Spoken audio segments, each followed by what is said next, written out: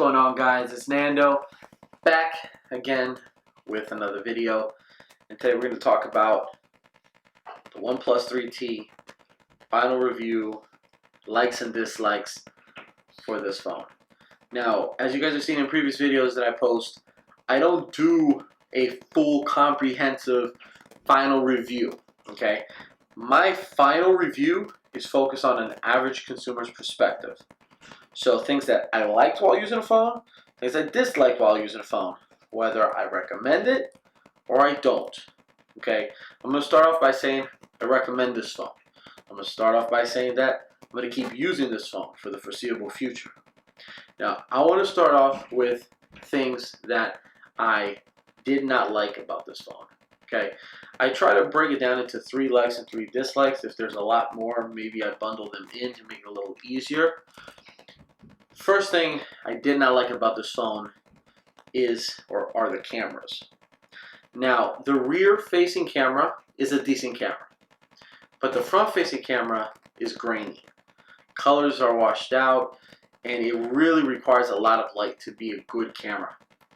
And this phone has replaced my iPhone 7 Plus. I still own that phone, and I'm probably going to go back to using it, but coming from the iPhone 7 Plus camera to the OnePlus 3T camera, I noticed a huge difference. Like I said, the back-facing camera is fine, but the front-facing 8-megapixel camera, meh, it's not that good. But all in all, the cameras could be better. I'm having issues focusing with the rear-facing camera. Not all the time, but it is an issue. Also issue with the settings. Now that could be a software issue. Obviously that could be fixed. But those are issues that I've been having when I'm trying to mess with the settings in taking pictures, both with the front facing and the rear facing. It's become a bit of an annoyance.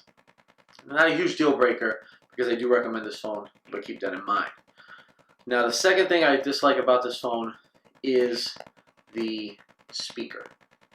The speaker can get loud, not really loud. So it could be much louder, and I do like a loud speaker.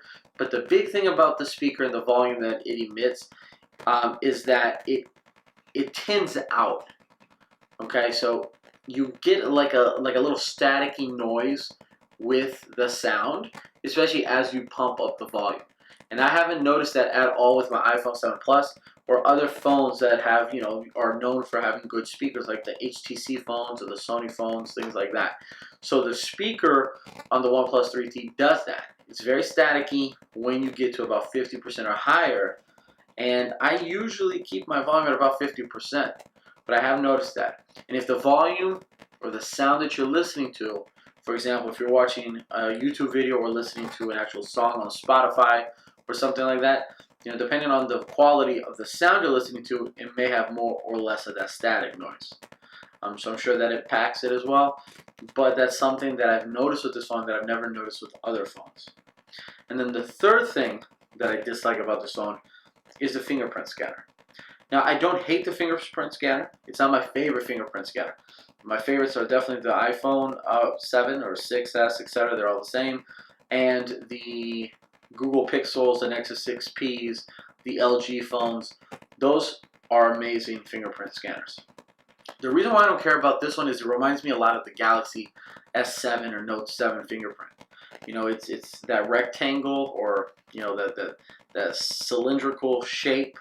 A lot of times I feel like if I put my finger at a side angle, like right there, it worked. But a lot of times if I come at it from a different angle, see, it's not working and then it works. And it does that very loud, very obnoxious vibration. And I don't think I can turn that off.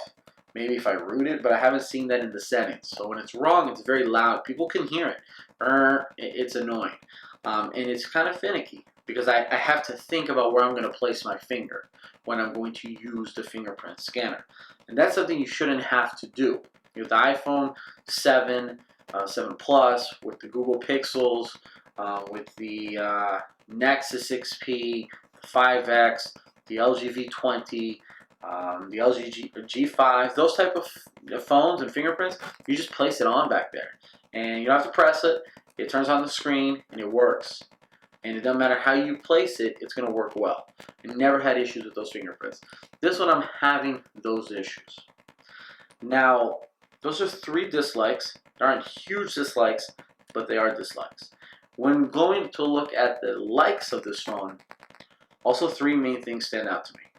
1, the OS. Oxygen OS is a very good operating system. It allows customability, it allows fluidity, it doesn't bog down your phone, it doesn't seem like it's thrown in there, it's not an afterthought, okay? It's not taxing. You don't tend to think about the software, and I think that's a positive. You know, when you're using your phone, if there's going to be software on the phone, you want it to enhance the experience.